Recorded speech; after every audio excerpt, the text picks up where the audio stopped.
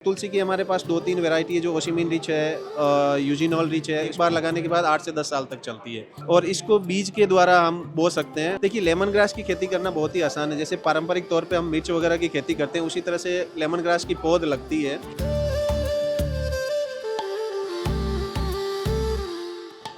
Aroma mission एक CSIR का एक प्रोजेक्ट है जिसके तहत बहुत सारी फसलें जैसे तुलसी है, लैवेंडर है, लेकिन आपके क्षेत्र में आप इनमें से कौन सी फसल उगा सकते हैं और उससे फ़ायदा पा सकते हैं, चलिए एक्सपर्ट से समझते हैं। CSAR का एक हमारा अरोमा मिशन प्रोजेक्ट चल रहा है जिसकी फेज़ 3 हम अभी रन कर रहे हैं।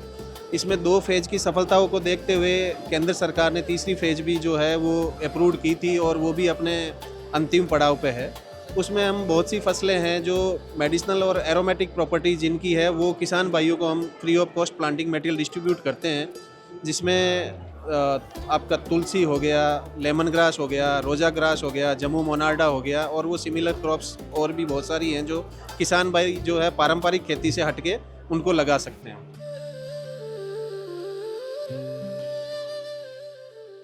सर अगर हम तुलसी की बात करें, क्योंकि आपने तुलसी का भी जिक्र किया था, उसके बारे में भी ये जो प्रोसेस है वो पूरा हमें समझा पाए। जी जी, तुलसी की हमारे पास 2-3 वैरायटी है जो ओशिमिन रिच है, यूजिनॉल रिच है। इसमें एनुअल और पेरिनियल 2 तरह की तुलसी है। जो एक तो जो है साल भर चलती है, दूसरा है जो एक बार लगाने के बाद 8 से 10 साल तक चलती है। तो किसान भाई दोनों की खेती कर सकते हैं और इसको बीज के द्वारा हम बो सकते हैं और ये जो है आपके मैदानी क्षेत्रों में आसानी से हो सकती है।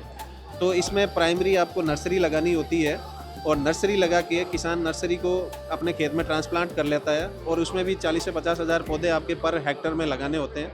उसके बाद उसकी हार्वेस्ट लेके डिस्टिलेशन यूनिट से डिस्टिल कर सकता है। सर तो ये नॉर्मल तुलसी जो घरों में लगती है उससे कैसे अलग है?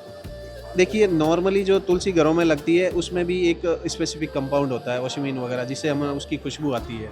उसकी भी एक वैरायटी है, उसको भी हम उगा के कॉमर्शियली कल्टीवेट कर सकते हैं और उसमें भी मुनाफा कमाया जा सकता है, क्योंकि हमारा जो है एक तुलसी जो है वो रिलीजियस उसमें भी वो होता है कि धार्मिक उसमें भी आता है, तो लोग उसको भी यूज़ लेते हैं।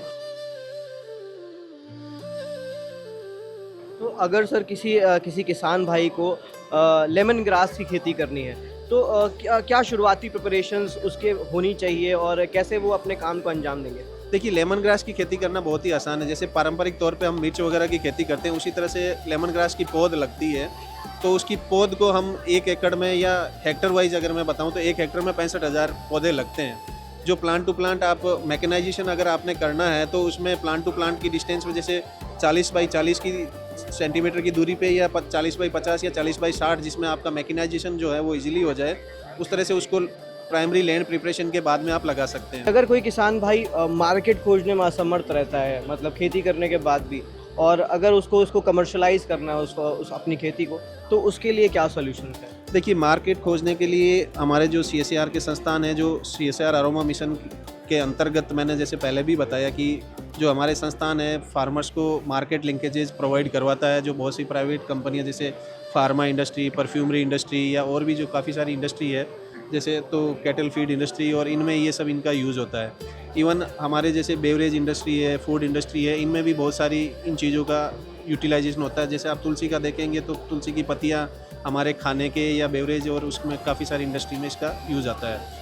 तो बहुत सारी इंडस्ट्री ऐसी है जो इसका प्रोडक्शन करती है। इंडिया इवन अभी इसका इंपोर्ट करता है क्योंकि हम सेल्फ सस्टेन नहीं है इनके प्रोडक्शन में। तो मार्केट लिंकेजेस जो है इसमें CSAR के संस्थान भी हैं और भी बहुत सारे संस्थान हैं जो इसमें मार्केट लिंकेजेस किसानों को उपलब्ध करवाते हैं।